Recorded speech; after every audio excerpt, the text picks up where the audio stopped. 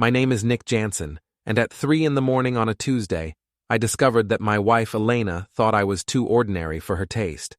She didn't tell me directly, of course. That would have required honesty, and Elena had been rationing that commodity like it was gold. Instead, I learned it from the glowing screen of her phone, which she'd left charging on the kitchen counter while she showered off whatever guilt she thought hot water could wash away. "Back from your emergency business trip?" I called through the bathroom door, scrolling through messages that painted a very different picture of her weekend in Boston. The water stopped running. Silence stretched between us like a taut wire. "Nick, I thought you'd be asleep." Her voice carried that careful tone she used when talking to difficult clients. Apparently, I'd been downgraded to that category. "Couldn't sleep. Funny thing about trust, once it's gone, insomnia follows." She emerged wrapped in her expensive robe, the one I'd bought her for Christmas. Her dark hair was slicked back, and I noticed something I'd missed before, a small mark on her neck, just below her ear. "What's that supposed to mean?" I held up her phone. "Cloud sync, Elena. Remember when I set that up for you? So convenient. Backs up everything automatically." The color drained from her face. She reached for the phone, but I pulled it back. "Brandon Keller sends interesting photos. Very artistic. Though I have to say the timestamp on this one is particularly creative. Sent Saturday at midnight while you were supposedly in a budget meeting." Elena's mouth opened and closed like she was trying to catch words that wouldn't come. Finally, she managed. "Nick, I can explain." "Can you?" "Because I've been sitting here for 2 hours, and I can't think of a single explanation for why my wife is sending intimate photos to her boss while telling me she's working late. Again." She sat down across from me at our kitchen table, the same table where we'd planned our future, discussed mortgage payments, and argued about whose turn it was to take out the trash. Normal, ordinary things. Before we dive deeper into this story, I have one small request. Please subscribe, drop a like, comment, and hit that hype button to boost this channel so more people can discover these incredible Reddit stories. "You don't understand the pressure I'm under at work," she began. "Brandon and we've been working closely on the Henderson project, and things just developed. I repeated the word like it tasted sour. "Is that what we're calling it? You're always so focused on your IT consulting, your little computer problems. When was the last time we really talked? When did you last surprise me with anything?" There it was, the blame shift I'd been expecting. Elena had always been good at making her problems everyone else's fault. "So, this is my fault? Because I'm too ordinary?" She looked away. "I didn't say that. You didn't have to.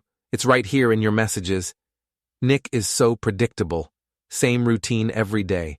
Brandon makes me feel alive again." I set the phone down between us. 23 messages about how boring your husband is. Very thorough documentation, Elena. Almost like you wanted to get caught. That's not... She stopped herself, realizing that any defense would only dig the hole deeper. "Here's what's going to happen," I said, standing up. "I'm going to make some coffee because I have a feeling this is going to be a long conversation. Then you're going to tell me exactly how long this has been going on and exactly what you want to do about it. Nick, please. It doesn't have to end everything. People work through these things." I paused at the coffee maker. "Do they? Because from where I'm standing, it looks like you already made your choice. You just forgot to tell me about it." The coffee maker gurgled to life, filling the silence between us. Elena sat perfectly still, probably calculating her next move. She'd always been strategic, thinking 3 steps ahead in every conversation. It's what made her good at her job.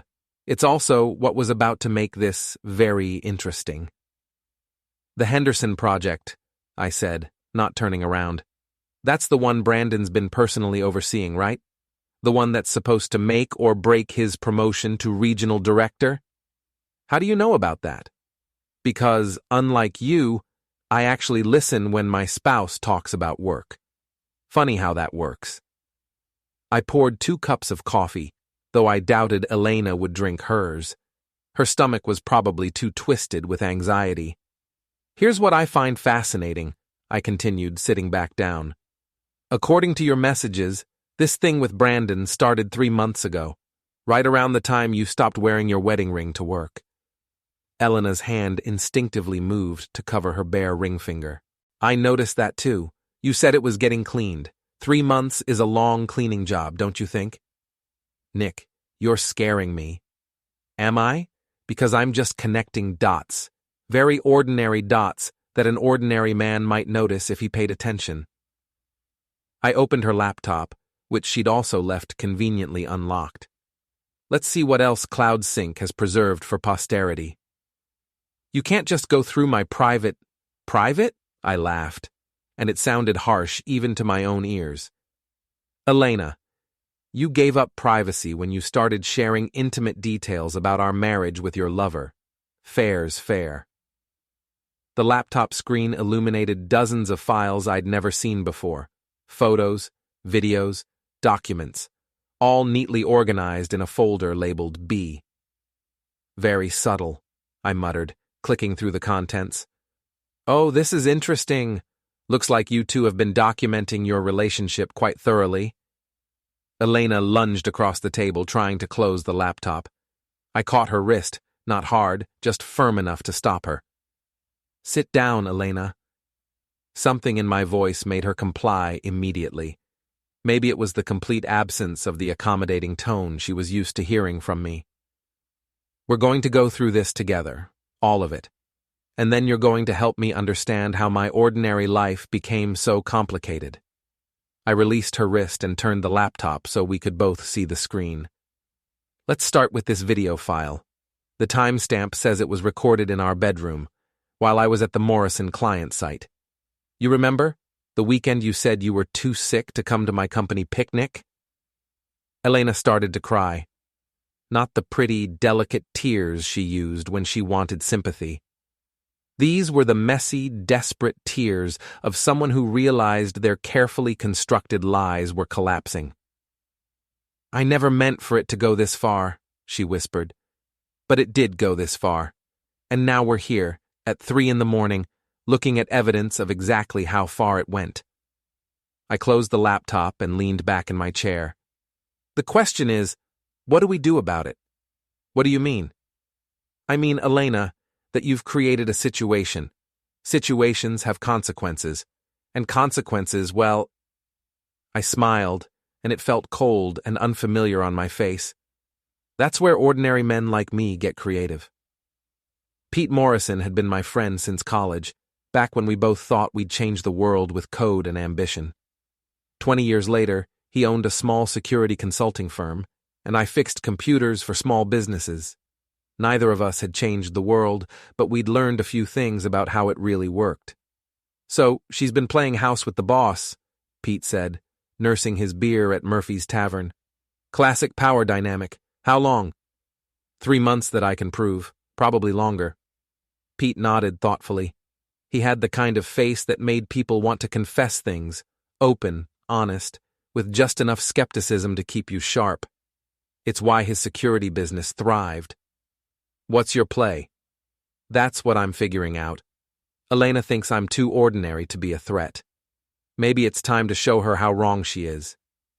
Legal wrong or wrong? Legal. I'm not looking to end up in prison. I'm looking to end up even. Pete grinned. Now that sounds like a plan worth hearing. I pulled out my phone and showed him the photos I'd taken of Elena's messages. Brandon Keller. Ever heard of him? Keller.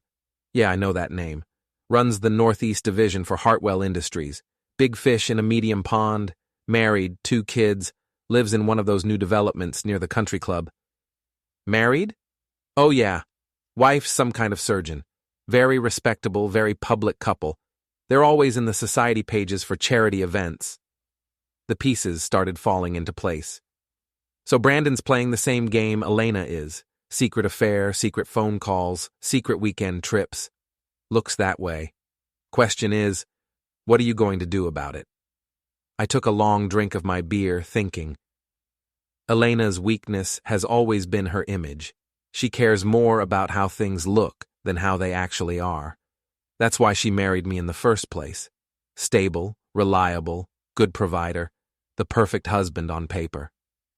And now? Now I'm boring, predictable, too ordinary for her refined tastes. Pete leaned forward. So make yourself unpredictable. Exactly, but carefully, methodically, the way an ordinary man would plan a project. I opened my laptop and showed Pete what I'd been working on since leaving Elena at the kitchen table that morning. Spreadsheets, timelines, contact lists. You made a flowchart for revenge? I made a project plan for justice. There's a difference. Pete laughed. Only you would approach this like a software deployment. Elena thinks she knows me. 23 messages about how predictable I am. But predictable doesn't mean stupid, and ordinary doesn't mean powerless.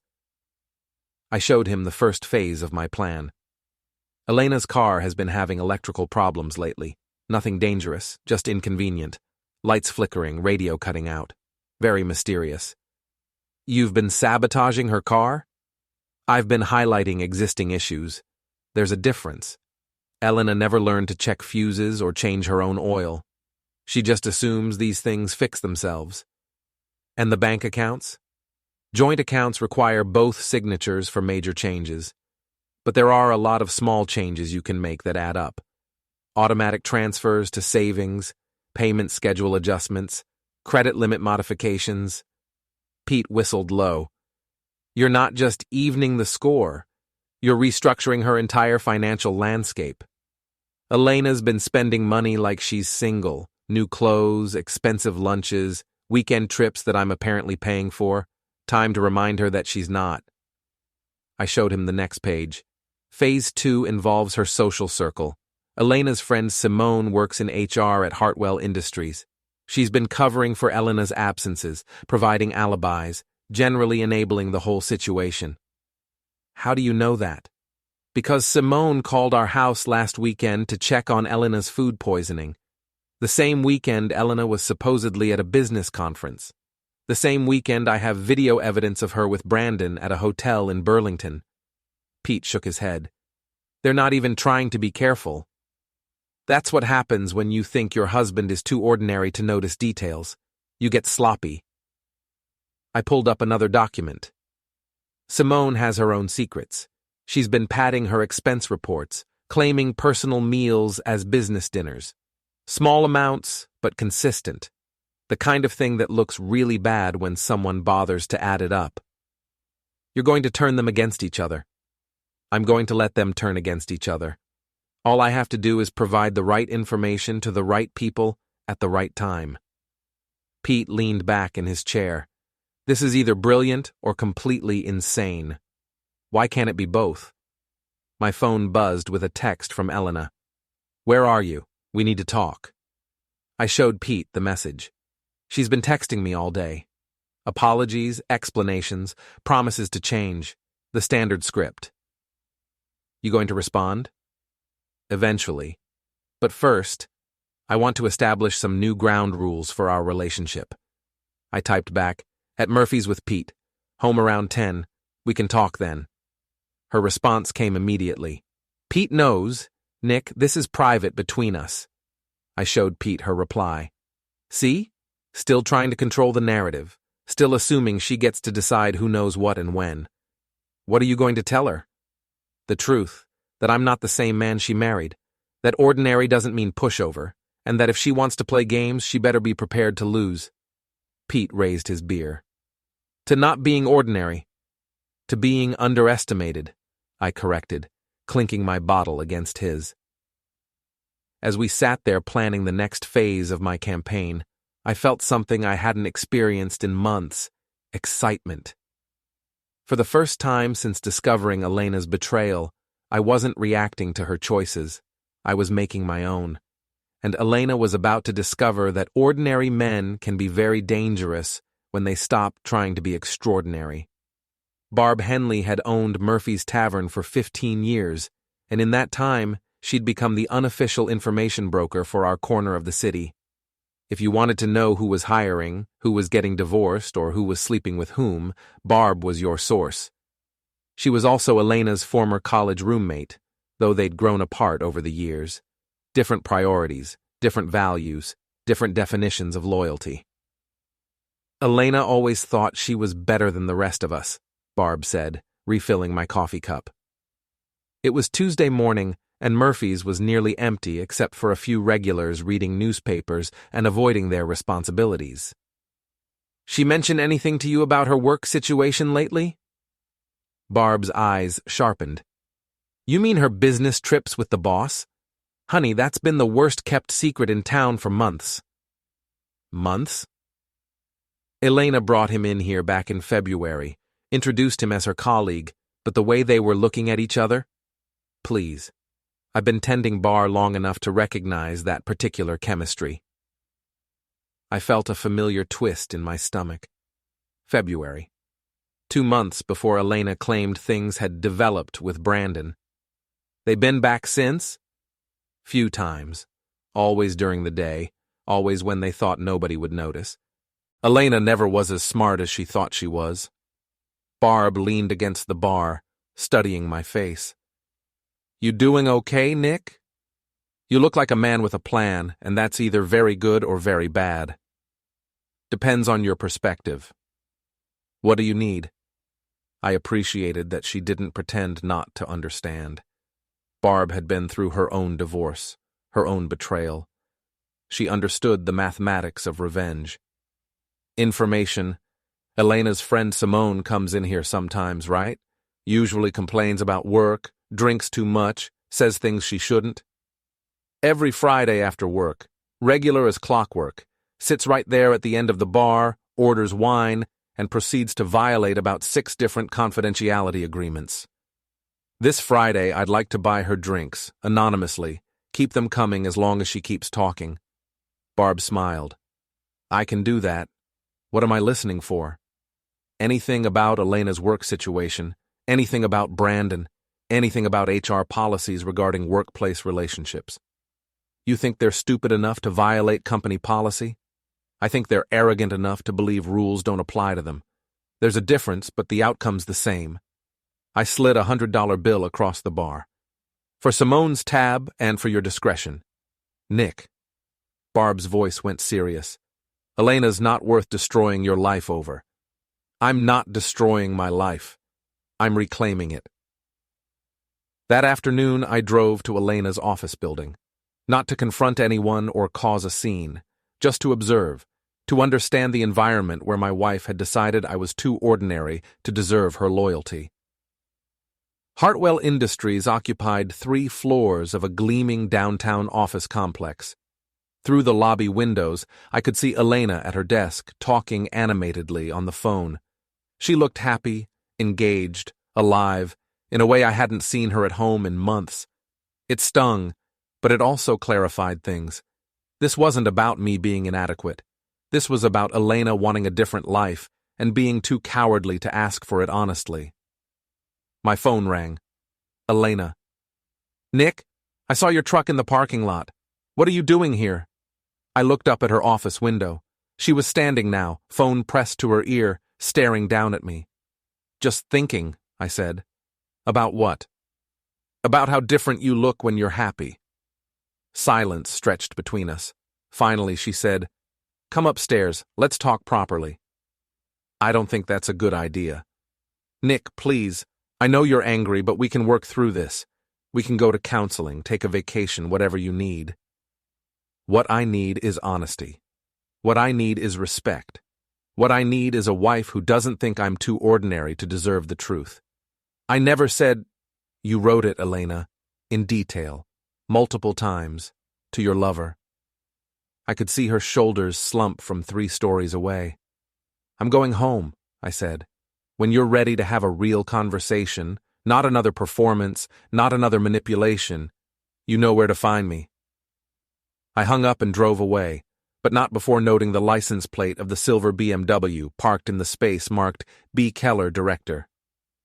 That evening, I sat in my basement workshop, surrounded by computer equipment, cables, and the detritus of 20 years in IT consulting. This was my space, my sanctuary, the place where I solved problems and fixed things that seemed impossibly broken. Tonight, I was fixing my marriage. Not saving it. That ship had sailed. But fixing the power imbalance that had allowed Elena to believe she could betray me without consequences.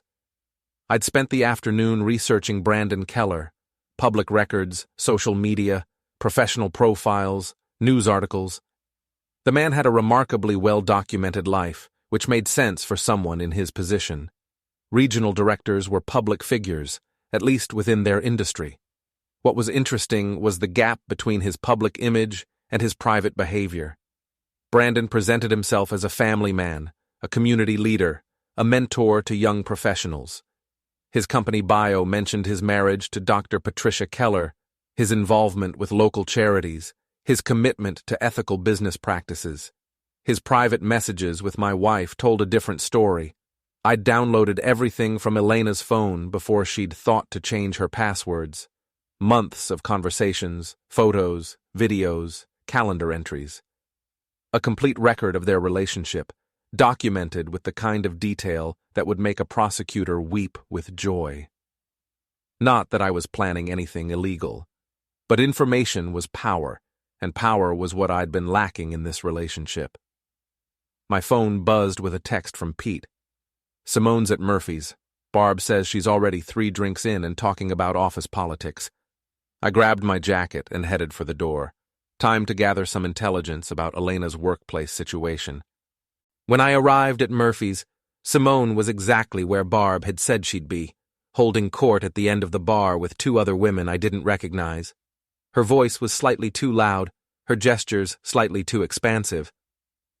I took a seat at the opposite end of the bar, ordered a beer, and listened. Elena thinks she's so clever, Simone was saying. But everyone knows about her and Brandon, the late meetings, the business trips, the way they look at each other in the elevator. Isn't that against company policy? One of her companions asked. Technically, yes. Hartwell has strict rules about supervisor-subordinate relationships, but Brandon's golden boy status protects him, and Elena's too valuable to the Henderson project. What about his wife? Simone laughed. Patricia? She's too busy with her medical practice to notice what her husband does. Besides, men like Brandon always think they're smarter than everyone else.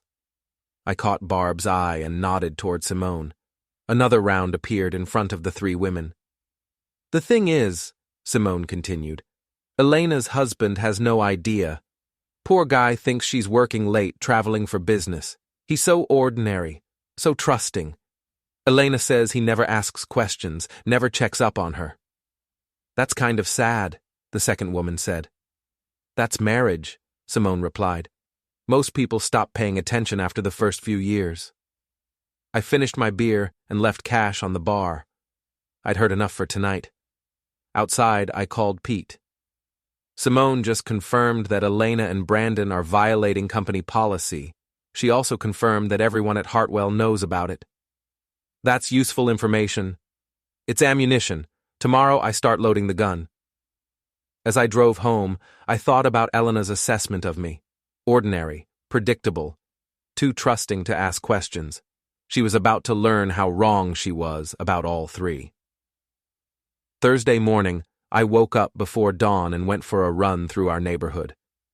Not because I particularly enjoyed running, but because I wanted to think, and physical activity helped me process complex problems. Elena was still asleep when I left, curled up on her side of the bed like nothing had changed. She'd tried to initiate a conversation when I got home the night before, but I'd deflected with polite disinterest. I wasn't ready to show my cards yet. The morning air was crisp, and the streets were empty except for a few other early risers walking dogs or retrieving newspapers. Normal people living normal lives, dealing with normal problems. I envied them. My phone buzzed with a text from an unknown number.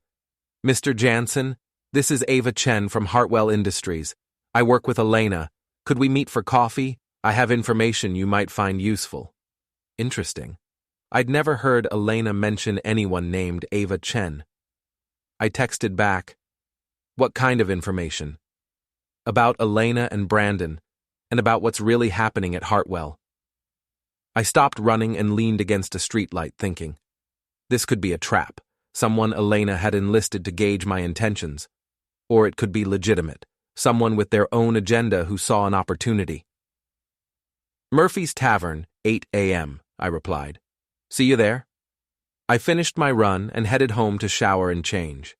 Elena was awake, sitting at the kitchen table with her laptop and a cup of coffee. "You're up early," she said, without looking at me. "Couldn't sleep." "Nick, we really need to talk about this situation." "Do we? Because from where I'm sitting, the situation is pretty clear. You're having an affair with your boss, you think I'm too ordinary to deserve honesty, and you're hoping to manage this crisis like one of your business projects." She looked up from her laptop. "That's not fair."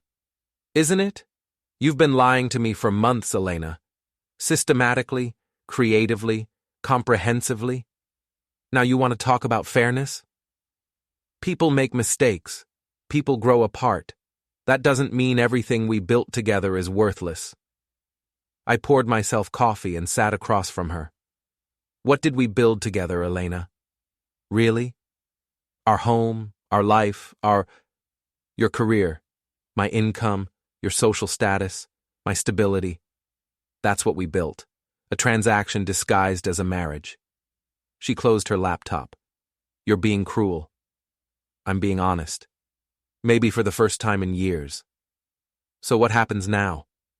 You punish me forever? You make both our lives miserable out of spite?" "I don't know yet. I'm still figuring out what I want." That was a lie. I knew exactly what I wanted. I wanted Elena to experience the same humiliation, the same powerlessness, the same casual dismissal that she'd inflicted on me. I wanted her to understand what it felt like to have someone you trust treat you as expendable, but I wasn't ready to tell her that yet. At 8 o'clock, I walked into Murphy's and found a young Asian woman sitting in a corner booth, nursing a cup of coffee and checking her phone nervously. "Ava?" She looked up and nodded. "Mr. Jansen, thank you for meeting me." I slid into the booth across from her. Up close, she looked to be in her late 20s, professionally dressed, with the kind of focused intelligence that Elena claimed to value in colleagues. "What information do you have for me?" "First, I want you to know that I don't usually get involved in personal situations, but what Elena and Brandon are doing affects more than just their marriage." "How so?" Ava pulled out her phone and showed me a series of email screenshots. "Elena's been using company resources for personal business, hotel reservations, restaurant bookings, even gift purchases, all charged to departmental budgets, all disguised as business expenses." I studied the emails. This is fraud. It's expense account abuse, which is grounds for termination, but it gets worse. She showed me another set of screenshots. Brandon's been giving Elena preferential treatment on project assignments, performance reviews, even salary adjustments. Elena's received 3 raises in the past 6 months, while other employees with better performance records have been passed over. "Why are you telling me this?" Ava's expression hardened. "Because I'm one of those employees. I've been with Hartwell for 4 years. I have an MBA from Northwestern, and my performance reviews are consistently excellent. But Elena gets promoted over me because she's sleeping with the director. So this is about revenge. This is about justice. Elena and Brandon think they're untouchable, but they're not. They're violating company policy, federal regulations, and basic ethical standards." I leaned back in the booth. "What do you want from me?" "I want you to file a formal complaint with Hartwell's board of directors. As Elena's husband, you have standing to report the misuse of company funds. As a taxpayer, you can report the tax implications of their fraudulent expense claims. And what do you get out of it? Elena's job, which should have been mine 6 months ago." At least she was honest about her motivations. "I'll think about it," I said. "Don't think too long. Elena and Brandon are getting sloppy, but they're not stupid. Eventually, they'll cover their tracks." I left Murphy's with Ava's contact information and a USB drive containing copies of all the evidence she'd collected. The woman was thorough. I had to give her that. My phone rang as I was walking to my truck. Elena. Nick, I just got a call from Simone. She said someone was asking questions about me at Murphy's last night. Were they? Don't play games with me. Are you investigating me? I'm educating myself about my situation. There's a difference. This is harassment, Nick. I could get a restraining order. On what grounds? That your husband is asking questions about your public behavior? Good luck with that. I hung up and drove to my office, a small suite in a converted warehouse that I shared with 3 other independent contractors. It was quiet, anonymous, and equipped with everything I needed to do serious research. I spent the morning going through Ava's evidence, cross-referencing it with Elena's phone, and building a timeline of the affair. The pattern was clear. Elena and Brandon had been using company resources to fund their relationship, systematically excluding other employees from opportunities. It was corporate corruption, and corporate boards took that seriously, especially when legal liability was involved. My phone buzzed with a text from Pete. Heard you met with someone from Elena's office. How'd that go? Very educational. Want to grab lunch? Murphy's? Somewhere else. I think I've spent enough time there this week. We met at a diner across town where the coffee came in thick mugs and no one cared if you lingered over your meal. So what's the play? Pete asked after I'd filled him in on the conversation with Ava. I'm thinking about it. Filing a formal complaint would definitely get Elena's attention, but it's a nuclear option. Once I pull that trigger, there's no going back. Is that necessarily bad? It depends on what I want the endgame to be. If I want Elena to lose her job, face criminal charges, and have her reputation destroyed, then yes, it's perfect. And if you want something else, that's what I'm figuring out. Pete studied me. You know what your problem is, Nick? I'm too ordinary? You're too fair. You're trying to calibrate your response to match Elena's offense, like there's some cosmic justice scale you need to balance. Isn't there? Not in situations like this. Elena didn't worry about being fair when she cheated on you. She didn't worry about proportional response when she lied to your face. She made a choice to prioritize her happiness over your marriage. Pete leaned in. The question isn't whether your response is fair, it's whether it's effective. I thought about that as I drove home. Elena's car was in the driveway. She'd left work early, probably to confront me about my investigation. I found her in the living room, sitting on the couch with a glass of wine and a stack of papers. We need to establish some ground rules, she said, not looking up. Do we? I've been talking to a lawyer about my rights, what you can and can't do during this situation. And what did your lawyer tell you? That you can't harass me, interfere with my work, or make unilateral decisions about our assets. I sat down across from her. Anything else? That if you continue this campaign of intimidation, I can seek legal protection. Campaign of intimidation. That's an interesting phrase. Elena finally looked at me. What would you call it? Due diligence? Market research? Quality assurance? This isn't a business project, Nick. Isn't it? You've been treating our marriage like a business arrangement for months. Secret meetings, creative accounting, strategic partnerships. I'm just trying to understand the terms of the deal. Stop being so cold. Stop being so dishonest. We stared at each other, 2 people who'd shared a bed for 8 years now feeling like strangers. What do you want, Nick? Really? I considered telling her the truth. That I wanted her to feel small, powerless, and betrayed. That I wanted Brandon to lose everything that mattered to him. That I wanted them both to understand that actions have consequences, even for people who think they're too important to be held accountable. Instead, I said, I want you to be honest with me. About everything. About how long this has been going on, what you want from our marriage, and whether you think there's anything worth saving here.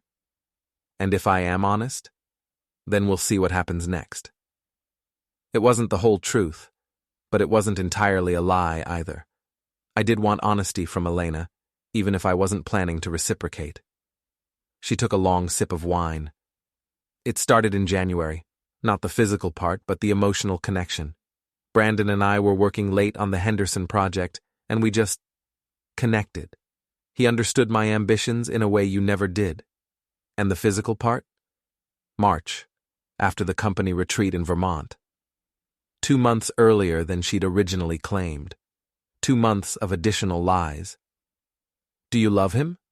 Elena seemed surprised by the directness of the question. I don't know. I love how he makes me feel. Important. Valued. Like I'm more than just someone's wife. You were never just someone's wife, Elena. You were my wife. There's a difference. Is there? Because for the past 3 years, I've felt invisible in this house. You come home, we eat dinner, we watch TV, we go to bed, rinse and repeat. When was the last time you asked me about my dreams? When was the last time you shared them with me? She didn't have an answer for that. What do you want to happen now? I asked. I want us to try counseling. I want to end things with Brandon. I want to see if we can rebuild what we had. And if we can't?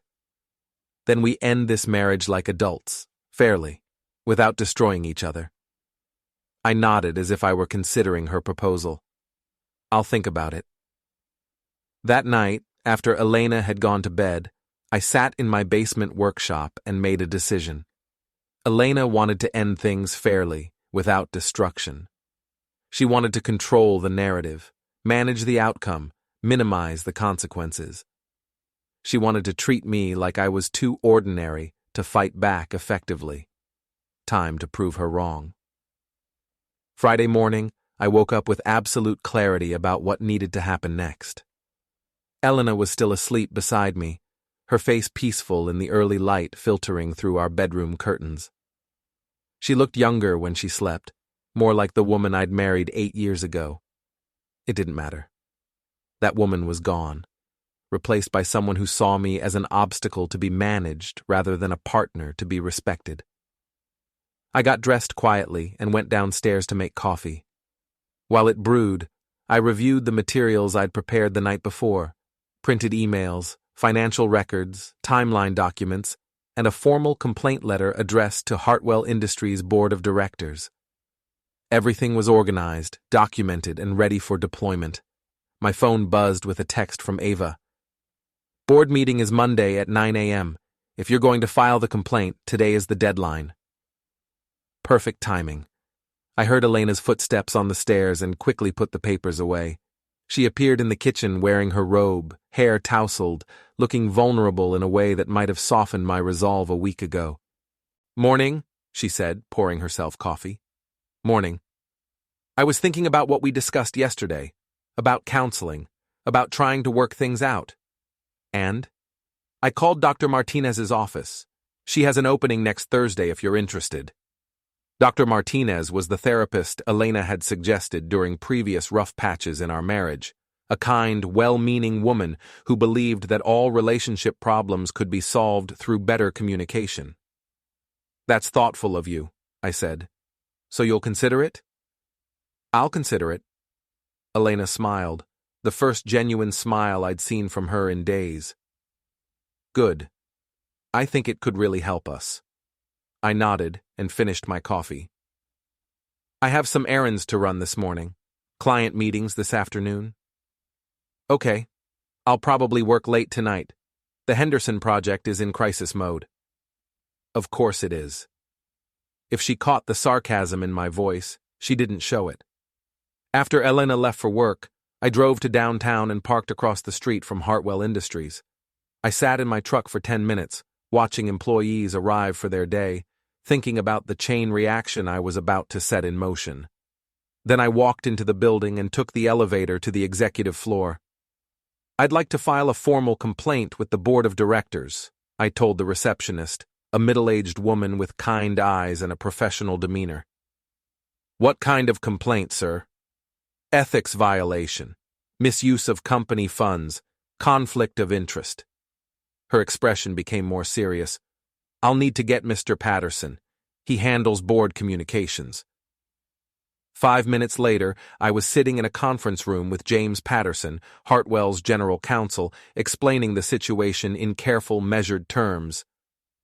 These are serious allegations, Mr. Jansen, Patterson said after reviewing my documentation.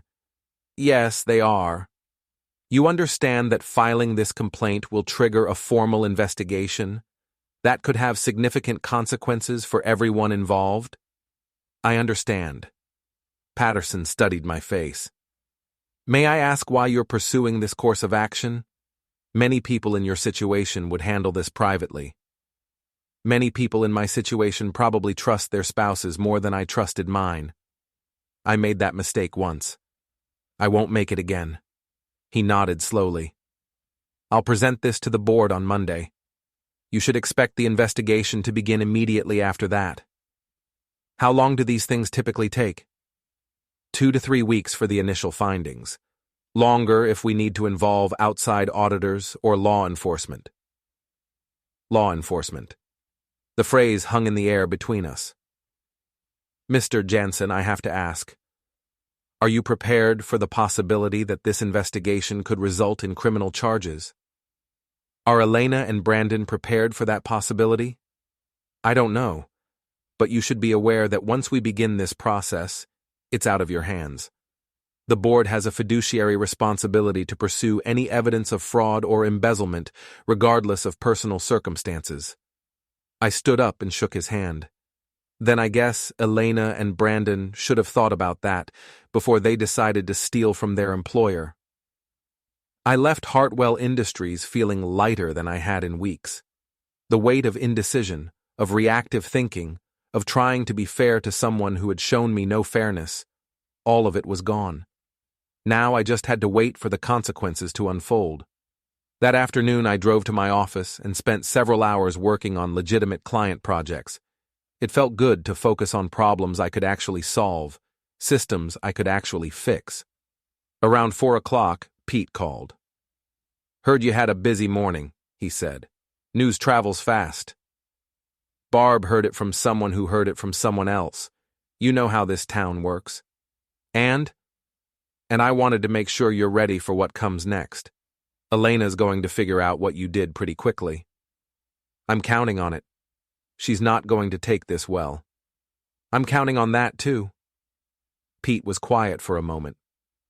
You sure about this path, Nick? Once Elena's career is destroyed, once Brandon's marriage implodes, once this whole thing becomes public, there's no undoing it. There was no undoing Elena's affair either. The difference is I didn't choose to start this war. I'm just choosing how to finish it. That evening, I came home to find Elena's car already in the driveway. She was sitting at the kitchen table with her laptop open and her phone pressed to her ear. I don't care what it takes, she was saying. Find out who's spreading these rumors and shut it down. She looked up when I walked in, her face flushed with anger and stress. I have to go, she said into the phone, then hung up. Rough day at the office? I asked, opening the refrigerator. Someone's been spreading lies about me and Brandon. HR got an anonymous tip about inappropriate conduct. That's unfortunate. Nick. Her voice was sharp. Did you have anything to do with this? I turned to face her. With what? With someone calling HR about me and Brandon. Elena, half the city knows about you and Brandon. It could have been anyone. But was it you? I sat down across from her. Does it matter? Of course it matters. My career is on the line here. Your career was on the line the moment you decided to sleep with your boss. I didn't make that choice for you. Elena's hands were shaking. They're launching a full investigation. They're going through expense reports, email records, everything. And what will they find? She didn't answer, which was answer enough. Elena, you're a smart woman. You had to know this could happen. I thought we were being careful.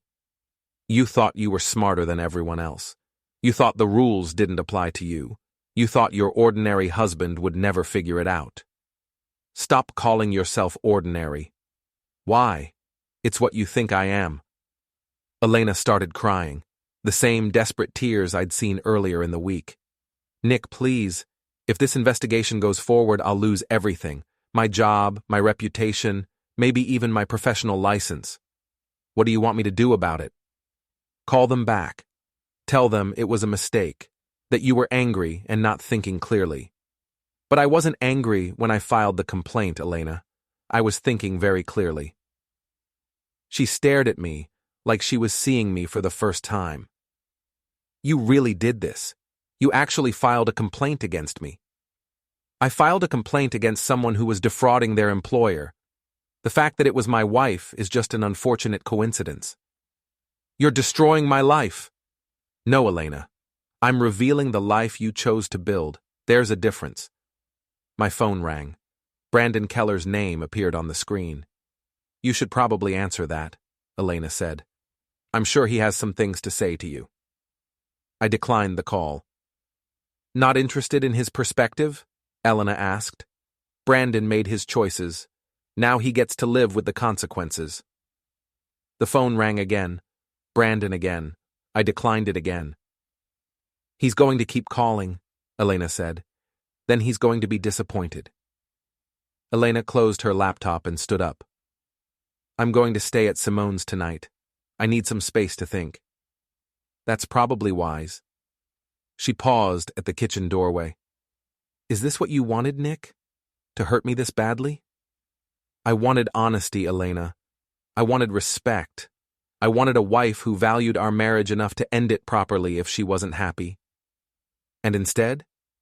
Instead, I got lies, betrayal, and condescension. So yes, this is what I wanted. This is what you earned.